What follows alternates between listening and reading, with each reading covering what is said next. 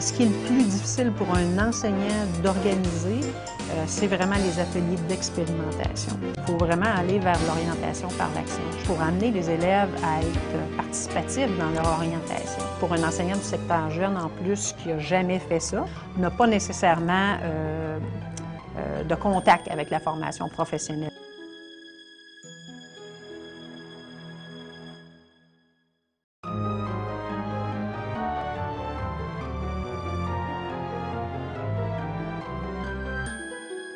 Ce qu'il faudrait que ce soit fait aussi, c'est un espèce de démarchage avant. Le secteur des jeunes, le secteur de la formation professionnelle, on partage le même langage, mais les mots ne veulent pas dire la même chose. Je prends l'exemple en FP, puis au secteur des jeunes, on peut avoir des cours de 50 heures. Le secteur des jeunes, un cours de 50 heures, c'est 2 périodes par cycle de 9 jours, une période de 75 minutes. En FP, c'est un module qui peut durer 2 à 3 semaines. Donc déjà là, c'est une petite chose, mais c'est une grosse différence. Et c'est important de faire cette démarche-là pour avoir le même langage et être capable de se comprendre. Parce qu'un cours d'exploration de la formation professionnelle, ça peut difficilement se passer dans une classe, bien, uniquement dans une classe d'une école secondaire. C'est important d'amener l'élève à voir c'est quoi l'AFP pour de vrai, à manipuler. Ils doivent monter du matériel, des activités qui vont être réalisées avec les jeunes. Mais les gens de formation professionnelle, ils ne connaissent pas notre clientèle. Qu'est-ce que c'est capable de faire un élève de secondaire 4 au secteur des jeunes?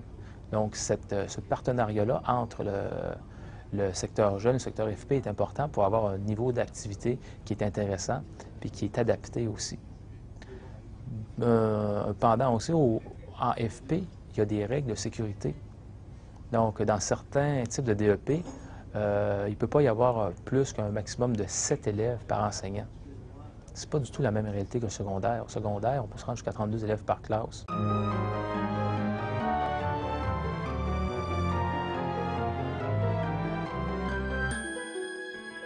Je crois que cette planification-là doit se faire en équipe de travail. C'est sûr que ça prend peut-être quand je parlais de personnes responsables de chacun des secteurs, FP, puis secteur jeune également, ça peut être des conseillers pédagogiques qui ont déjà peut-être des idées en place, qui peuvent mettre sur papier et s'asseoir avec les directions et d'impliquer le plus tôt possible les enseignants d'exploration professionnelle autour d'une table et de partager ces idées-là, puis d'essayer d'en faire un plan d'action qu'on va inclure dans un calendrier annuel qui devrait se faire dans les mois qui vont suivre. Alors, ce que j'ai fait, c'est que j'ai contacté le directeur de la formation professionnelle à la commission scolaire qui m'a dirigée vers des personnes clés, des personnes ressources dans le monde de la formation professionnelle. Alors là, j'ai contacté ces personnes-là, on s'est rencontrés, une rencontre informelle. Fait que on en est vite venu à la conclusion qu'on devait travailler de façon systémique. C'est-à-dire, on a monté comme une équipe de travail, parce qu'il y en a beaucoup trop de comités qu'on s'est appelé équipe de travail Explo de l'AFP. Et sur cette équipe de travail-là, il y avait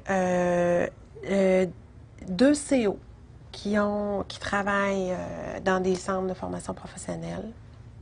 Il y avait des CP qui travaillent dans les centres de formation professionnelle, parce que nous, on a 3 centres de formation professionnelle à la commission scolaire de la Côte-du-Sud. Donc, les CP étaient là. Il y avait une agente de promotion aussi, agente de valorisation de l'AFP qui était là. J'avais invité les directeurs de service. Alors, on a fait un déjeuner causerie autour de, écoutez, l'année prochaine, dans notre commission scolaire, il va y avoir le cours d'Explo de l'AFP qui va être offert. De quelle façon on peut travailler ensemble pour mieux se préparer à l'éventualité qu'il va y avoir des stages, qu'il va y avoir des sorties qu'on appelle élèves d'un jour. Alors, on s'est donné comme un plan d'action.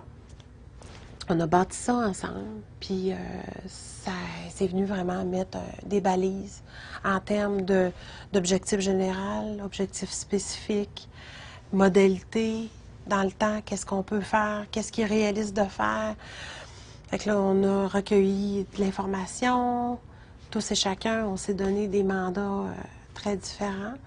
Puis, on s'est revus au mois d'août de l'année que commençait le cours.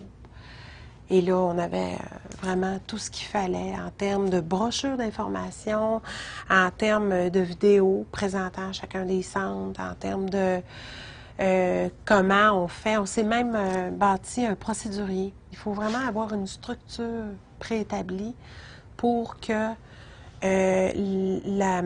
les expérimentations, parce que c'est ce qu'on vise plus que des visites, les expérimentations soient porteuses de sens à la fois pour l'élève, mais aussi pour les centres de formation. Si on a en place une équipe, je vous dirais, d'approche orientante centrale dans une commission scolaire, c'est sûr que ça peut être fort aidant parce que ces gens-là peuvent avoir une vision globale de tout ce qui peut se faire en lien avec l'orientation, avec le développement vocationnel ou le développement professionnel, du primaire au secondaire. Fait que si nos CP du domaine, soit du secteur de l'AFP ou du secteur jeune, fait partie d'un comité central de soutien, c'est sûr que cette personne-là est plus en mesure de venir rapporter aux enseignants de l'AFP et aux enseignants du secteur jeune d'exploration professionnelle tout ce qui se fait dans son ensemble. Fait que c'est fort intéressant d'avoir une vision globale de tout ce qui se passe dans la commission scolaire pour aider l'élève à aboutir à faire un choix éclairé un jour. Fait que l'exploration professionnelle, c'est un élément, mais il y a plusieurs éléments environnants ou alentours de tout ça qui méritent une planification, qui méritent une coordination aussi des activités. Étant donné qu'il y a le projet personnel d'orientation aussi, qui parfois, dans les activités, on va planifier des visites de centres de formation professionnelle et peut-être des stages d'un jour, etc. Mais qu'est-ce qui doit venir avant quoi, et ainsi de suite. Fait que c'est pour ça que l'importance peut-être d'avoir des gens autour d'une table qui pensent à l'aspect global, puis qui est capable d'informer les gens qui font partie d'exploration professionnelle, de PPO, de tout ce qui est activité, approche orientante, situation d'apprentissage, et ainsi de suite. Je pense que ça nous permet d'avoir une vision globale et de s'assurer que les choses se font au bon moment, à la bonne place.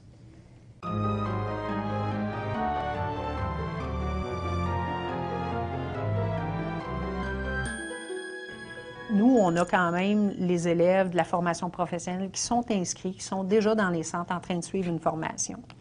Fait que l'idéal, c'est si on pouvait arrêter 2 jours par semaine ces élèves-là, puis dire, bon, on est ouvert pour recevoir le secteur jeune, et là, on organise, vous avez tous nos locaux, tous nos enseignants, mais ce n'est pas la réalité. Donc, c'est sûr que pour nous, maintenant, étant directrice adjointe en formation professionnelle, je réalise que c'est un défi. Comment je fais pour recevoir le secteur jeune tout en permettant à mon centre de continuer de rouler et que les cours puissent se donner quand même? Parce que c'est sûr qu'on a une limitation au niveau du nombre de machineries, d'outils, d'outillage, d'enseignants également. Fait que c'est sûr que c'est un défi. Ça demande, c'est pour ça que je vous dis, ça demande une planification qui est prévue quelques mois à l'avance pour qu'on puisse penser à des choses, à des stratégies ou à la créativité. À un moment donné, on a déjà pensé essayer de faire ces ateliers-là lors de journées pédagogiques en formation professionnelle. Ça a été un essai. Fait qu'il y a différentes formules qui peuvent être prises. Il y en a qui décident de faire des ateliers de soir, et ainsi de suite. Puis là, nous, on cherche d'autres stratégies, là, justement, pour permettre de rouler le centre tout en recevant des élèves là, du secteur jeune présentement.